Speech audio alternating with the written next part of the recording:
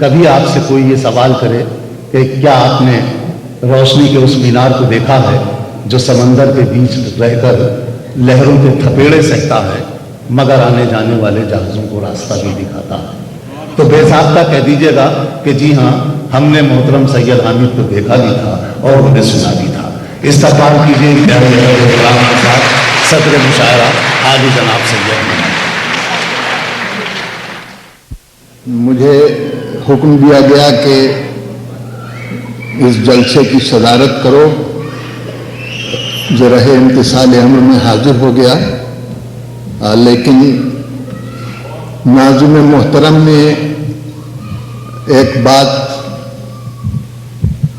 مراد آباد کے متعلق کہی اور سر سید کا مراد آباد سے رشتہ جوڑا، تو ایک بات اجازت دیں تو میں بھی کہہ دوں، حکم فرمائیں، کہ سر سید نے آئین اکبری کو ایڈٹ کیا تھا، ابو الفضل کی کتاب، اور انہوں نے اپنے ہم عصر غالب سے درخواست کی کہ اس پہ تقریر لکھیں۔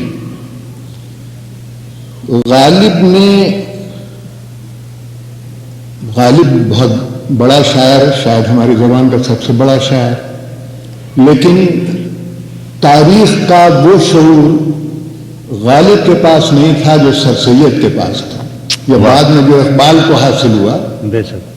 تو غالب نے تقریر میں لکھا کہ اس زمانے میں باتیں اکبر کے دور کی جا رہی ہیں، اس زمانے کی ایجادات کی طرف توجہ نہیں جاتی، تو سر سید نے وہ تقریر اپنی کتاب میں شامل نہیں کی۔ تو ان دو بڑے آدمیوں کے درمیان اس بنا پہ شکر رنجی ہو گئی تھی۔ غالب عمر میں سر سید سے زیادہ تھے، کوئی 20 سال کا تفاوت تھا، اور یہ شکر رنجی ایک عرصے تک قائم رہی۔ ایک دفعہ رامپور گئے غالب، وہاں ان کی طبیعت ناساز ہو گئی واپسی کے وقت، تو سر سید مراد آباد میں اس وقت مامور تھے، وہ گئے اور جا کے غالب کو اپنے یہاں لائے۔ غور کیجئے کہ اردو کے تعلق سے کسی چھت کے نیچے اتنے بڑے دو آدمی کبھی جمع نہ ہوئے ہوں گے۔ سر سید جہاں تک کہ نثر کا تعلق ہے اور غالب جہاں تک کہ شعر کا تعلق ہے۔ بہرحال سر سید کی اس سعادت مندی سے غالب کا شکوہ دور ہو گیا۔ مجھے حکم دیا گیا، مجھے کوئی شعر یاد بھی نہیں، لیکن دو ایک شعر یاد کیے دیتا ہوں۔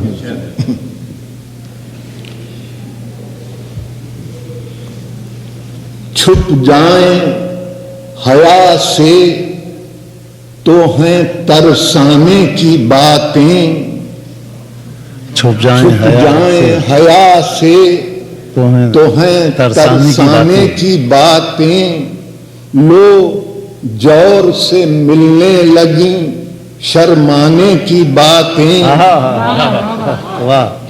مدت ہوئی کعبے سے نکالے گئے اصنام، دل سے کہیں جاتی ہیں صنم خانے کی باتیں۔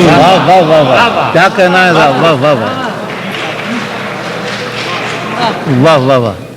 نقشے میں ذرا سی نظر آتی ہے یہ دنیا، نقشے میں ذرا سی نظر آتی ہے دنیا، نقشے میں ذرا سی نظر آتی ہے یہ دنیا، یہ ظرف کی باتیں ہیں کہ پیمانے کی بات۔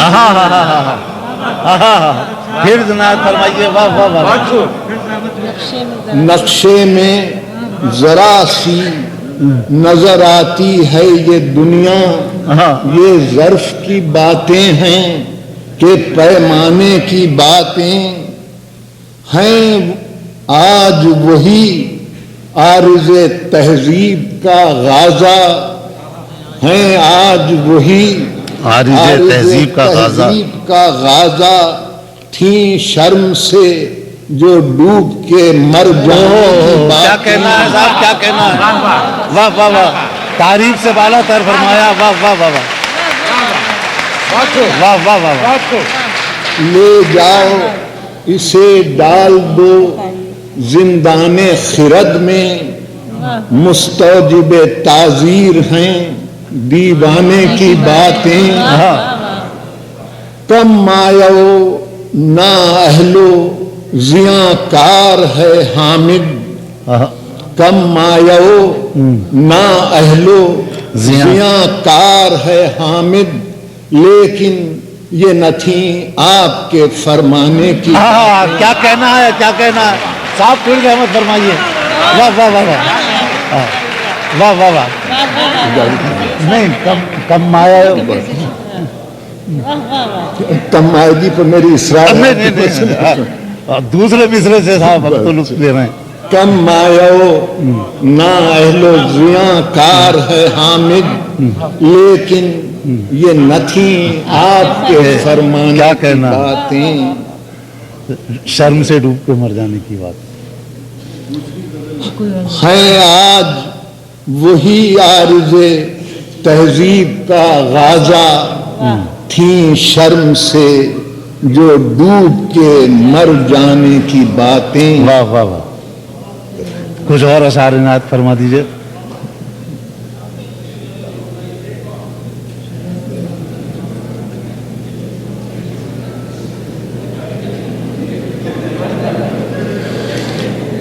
دل رہنے خوبیے گل و گلزار ہو نہ جائے، جانا چمن کو چھوڑ کے دشوار ہو نہ جائے۔ واہ، خالص غزل۔ رہتی ہے بندگی میں ضرورت گناہ کی، رہتی ہے بندگی میں ضرورت گناہ بندگی کی، میں ضرورت گناہ کی، انسان ورنہ اپنا پرستار ہو نہ جائے۔ کیا کہنا ہے صاحب، واہ واہ واہ واہ۔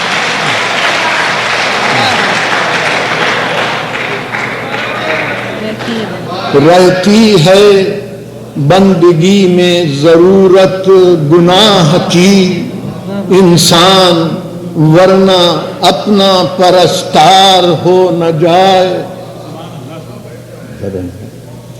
آنکھوں میں آ رہی ہے حیا مجھ کو دیکھ کر، آنکھوں میں آ رہی ہے یا ڈر ہے کہیں یہ سرخی رخسار ہو نہ جائے۔ کھلتے ہیں دل مزاح سے جیسے صبا سے گل، کھلتے ہیں دل مزاح سے جیسے صبا سے گل، لیکن کہیں یہ طنز سے تلوار ہو نہ جائے۔ واہ واہ واہ۔ فرصت ملی جو تجزیہ نفس کے لیے، فرصت ملی جو تجزیہ نفس کے لیے، تجزیہ نفس کے لیے، وہ صرف نکتہ چینی اغیار ہو نہ جائے۔